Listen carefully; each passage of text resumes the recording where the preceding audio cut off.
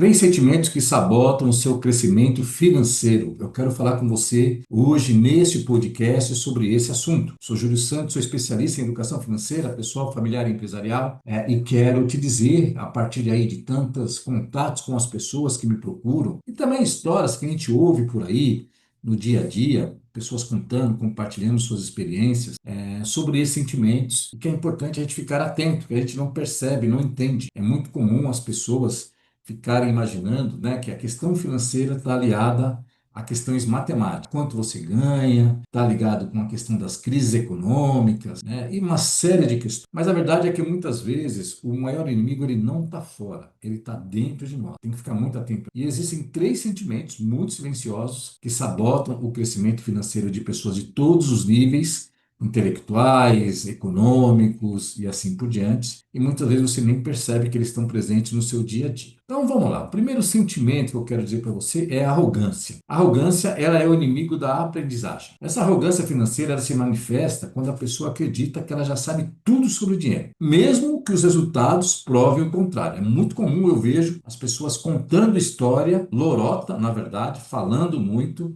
mas a sua realidade não é aquilo ali. Então, eu vejo, inclusive, muitos investidores que têm aplicações financeiras, mas o seu nível de educação financeira é muito baixo. Mas ele acha que porque ele tem uma aplicação financeira, ele acredita ainda que é super diferenciado. Mas muitas dessas pessoas vão passar por problemas e problemas sérios. É claro que se você tem um investimento, você já está um passo à frente, mas muito cuidado que o tiro pode sair pela culatra. Essas pessoas insistem em querer fazer tudo do seu jeito e muitos deles perceberão mais adiante o quanto atrasaram, inclusive, sua liberdade financeira devido à arrogância. Então, assim, pessoas que não querem, que se recusam a investir, não, não, investimento e tal, começa a criticar aquele empreendedor que insiste no modelo de negócio sem olhar os números, sem ter o feedback, aí ele fica colocando, o problema é a concorrência, o problema é o cliente que não valoriza, né? E as pessoas em geral que não querem ler um livro, um curso, não querem fazer uma mentoria. A pessoa gasta fortunas, né, com celular, com roupa de luxo, com restaurante, mas ele acha,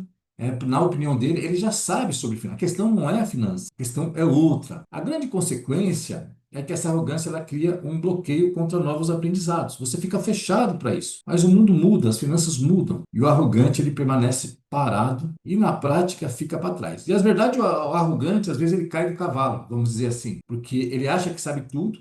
E quando se apresenta algo novo, mas que seja algo mirabolante, ele acaba inclusive caindo em golpes ou se perdendo financeiramente. Então a reflexão é: se você acha que você já sabe tudo, como é que você vai aprender algo novo que pode mudar a sua vida? Pelo menos esteja aberto a ouvir e a refletir. Eu sempre falo que a educação financeira ela tem que ser alvo de uma reflexão e você validar aquele conceito. Existem muitos conceitos que são imprecisos, são irreais, servem só para um perfil de pessoa. Então você tem que ser realmente uma pessoa analítica, mas tem que estar aberto a ouvir o que principalmente pessoas que conhecem mais têm a dizer. Não bastasse isso, existe o orgulho. O orgulho é o inimigo da humildade. Enquanto que a arrogância é inimiga da aprendizagem, o orgulho é da humildade. Então, é aquela incapacidade de admitir erros ou pedir ajuda. Você percebe? Então, os dois estão muito ligados. E existem pessoas muito inteligentes, muito cultas, que cometem erros básicos em relação às suas finanças, mas ao invés de analisar o que estão fazendo, né, até usando o seu conhecimento para encontrar fatores externos, eles acabam também ficando de nariz empinado e seguem fluxo,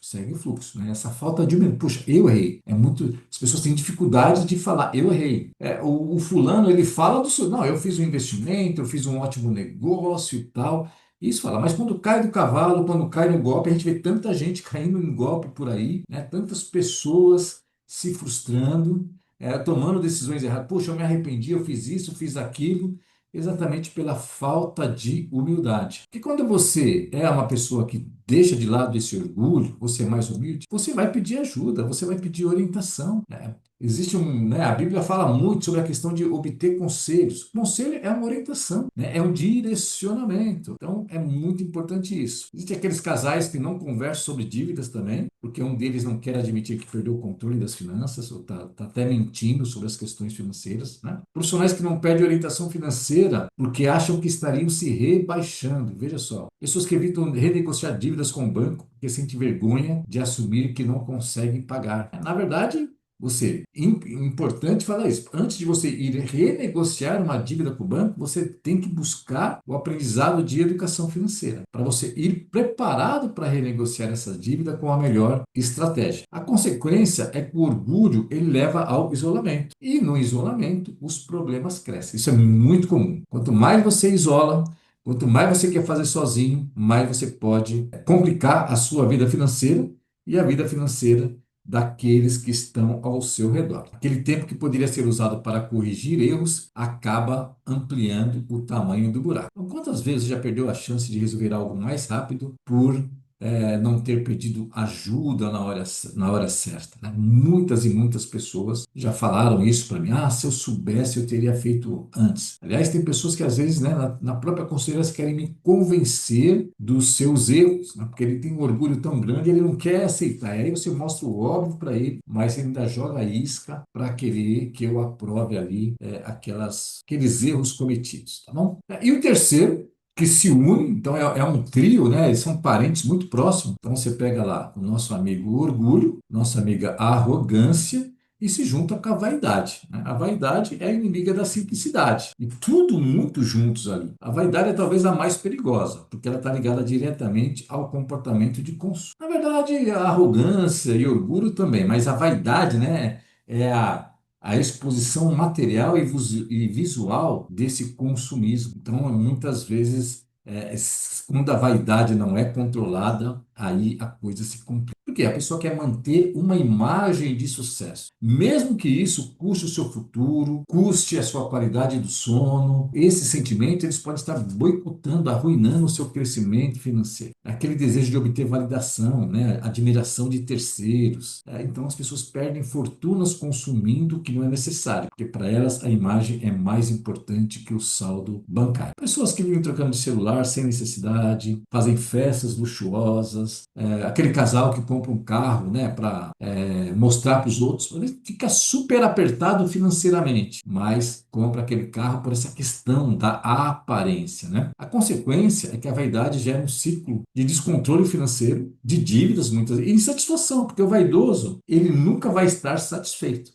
Então, quanto mais a pessoa tenta mostrar, mais ela vai querer, porque ela vai, à medida que ela vai subir no nível, ela vai ver no nível das pessoas e ela sempre vai ter ali no seu horizonte pessoas que estão acima dela. Então, ela sempre vai querer. Se ela tem só um carro, ela quer ter dois carros. Se ela tem os dois carros, ela quer ter uma lancha. Se ela tem uma casa modesta, ela quer uma casa de luxo. Se ela vai num restaurante mais simples, daqui a pouco ela quer ir no restaurante mais caro. Se ela usa determinada marca, ela quer usar daqui a pouco não uma marca, quer usar uma grife. A reflexão é: se você está comprando algo, é porque você precisa ou porque você quer provar algo para alguém? Existe uma relação direta entre esses três sentimentos. É importante perceber que a arrogância, orgulho e vaidade andam ali lado a lado. São primos de primeiro grau, como é que eu digo. O arrogante não aprende, o orgulho não pede ajuda e o vaidoso gasta além do que pode para sustentar uma imagem. No fim, essa pessoa vai ver uma ilusão, né? Ela não aprende, não evolui, não poupa e ainda assim ela quer sustentar uma aparência. Isso é muito triste. Você vê como a educação financeira ela tem a capacidade de mudar sua vida interior, mudar seus valores, seus princípios, rever, né? Você apenas rever.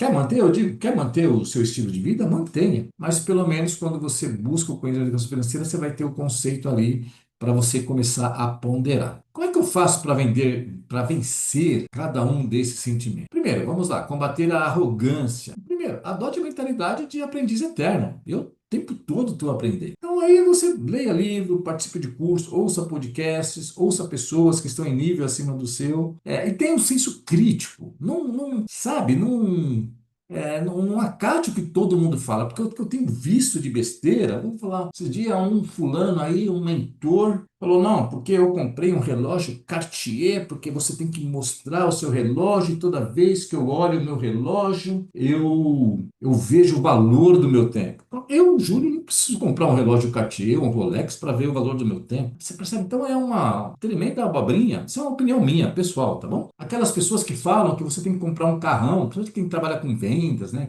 Não, você tem que comprar um carrão de luxo para as pessoas se impressionarem com você. E tantas outras besteiras que se falam aí, e as pessoas acreditam, o cara se acha do direito. Esses dias também vi um guru aí do mundo gospel falando uma das coisas mais sem sentido. Ele falou o seguinte: se algo cabe na sua planilha, isso não é de Deus, né? Se é algo que você pode fazer, não é de Deus. Agora, se você põe um sonho na planilha e é algo impossível de fazer, então isso é de Deus e Deus vai fazer por você. Então, o cara, ele fez uma bagunça, não tem nada, sabe, nada a ver o raciocínio dele, mas o cara tem milhões e milhões e milhões de seguidores, e aí as pessoas acabam acreditando. Busca o conhecimento, mas tenha um olhar crítico, sensato, né, para você não ficar seguindo aí e depois cair, né, se frustrar, falar, puxa, eu segui aquela pessoa, confiava tanto e deu no que deu. Bom, você tem que também combater o orgulho. A gente tem, tudo nós temos uma pontinha de orgulho, né? A questão é quando o orgulho se torna algo excessivo. Então, eu tenho que ser mais humilde. Às vezes eu procuro, eu tenho, né? Que isso é uma ação, é algo ativo, não é que surge do nada. Você passa a ser humilde, você começa a mudar a sua postura. Converse com as pessoas sobre dinheiro, pessoas de confiança, compartilhe com o seu cônjuge, converse com seus filhos, sabe? Então tem muitos pais que por orgulho ele não fala nada para a família, que ele está passando por um desafio financeiro. Então ele vai para uma igreja, ele tem pessoas ali que ele poderia confiar, mas ele não compartilha, ele fica vivendo aquele problema. E, se necessário, busque ajuda profissional. Assim como você busca um médico quando você está com problema de saúde, assim como você busca um mecânico quando você está com problema no seu carro, busque um profissional para te ajudar nas suas decisões financeiras. Isso não é sinal de fraqueza. Aliás, disse que os milionários eles buscam pessoas que sabem muito bem, que têm muito conhecimento, né? Porque ele não quer cometer erro, e ele sabe, ele paga pelo conhecimento. E por último, combater a vaidade. Para isso, a básica é o consumo, ele faz parte da nossa vida, mas use o consumo inteligente. Inteligente, né? Então, quando eu vou no shopping, às vezes, esse dia eu fui no shopping comprar uma camisa. Eu entrei no shopping e comprei uma camisa, né? Sabe, eu fui decidido ali, tive que andar ali nos corredores, porque você é obrigado a ficar ali, né, até eu tinha um destino, fui em 2 ou 3 lojas de camisa que eu já conhecia, mas você vai passando por outras vitrines. Mas, peraí, eu vim aqui para comprar uma camisa. Se eu deixar o meu impulso, os meus desejos, a minha vaidade, eu vou gastar mais. Então, você percebe? O consumo tem que ser inteligente. Às vezes você fala, puxa, mas eu não preciso, eu nem vou ficar dando espaço, né, para eu me descontrolar. Então, pergunta sempre, né? Será que, como eu disse ali, você precisa disso? Será que é hora? Sabe, esse é o momento? Será que não tem outra alternativa? Riqueza de verdade não é o que você mostra, é o que você constrói em silêncio. É muito importante. Um outro detalhe é que o rico mesmo, né, ele não fica ostentando, mostrando e dizendo que tem. Pelo contrário, o rico, ele não fica mostrando isso, mas as pessoas têm uma visão distorcida. Vou pegar algumas historinhas que podem ilustrar. Primeiro, de arrogância. Um empresário eu acompanhei, ele acreditava que não precisava de planilha e controle, isso aqui era muito técnico, eu já está tudo na cabeça. Sabe quando o cara, eu sei tudo, eu sei tintim por tintim, sou eu que compro, sou eu que assino um cheque, né? Mas quando você vai ver, no caso dele, por algumas decisões ali, na correria do dia a dia, ele estava devendo mais de 300 mil que não precisava estar devendo. E aí ele estava minando a empresa, minando a saúde financeira dele, tendo um problema com o funcionário porque ele não gerenciava dinheiro. Então, somente depois de olhar isso com muito custo, ele conseguiu entender, né, que você pode estar errando, você pode estar com um viés distorcido. E aí ele conseguiu se recuperar. A questão dos casais, né, em relação a dívidas, cartão de crédito e tal. Não tem quantos casais já tem, o cara está com dívidas no cartão, mas cada um está tentando resolver sozinho, cada um tem a sua opinião. Não, faz desse jeito, faz daquele jeito. Existe o caso onde um esconde, né, um não fala nada. Então aquele orgulho e tal. Existem muitos cônjuges que ele quer resolver sozinho, não conta para a esposa ou para o marido, e aí ele piora a situação. E aí você começa a fazer uma conversa, é uma conversa tenta no início, mas você resolveu o problema, porque esclareceram, pediram perdão, encontraram o caminho, estão juntos, unidos, e a mentira não está habitando aquele ambiente, né? E tudo vai andar. Questão de vaidade, aquele cliente que gasta metade do salário, né, com roupa, com vaidade, com beleza, com viagem, com restaurante de luxo. Tudo tudo para querer mostrar para a pessoa. Às vezes a pessoa ela tem um bom emprego e pode pagar aquilo, mas ela está minando a saúde financeira dela. E aí ela percebe, né, que ela está comprando status, não segurança. Depois de muito analisar e tal, ela muda e fala: puxa vida, agora eu estou melhor, eu estou muito, eu já não ostento mais, eu já mudei aquele meu estilo de vida, estou poupando, estou construindo patrimônio. Então a conclusão é o seguinte, pessoal: a liberdade financeira ela começa dentro de você, não é, sabe, de uma grande oportunidade, fazer um curso, fazer isso, aquilo. Então, são sentimentos, né? São armadilhas emocionais que estão dentro de qualquer pessoa.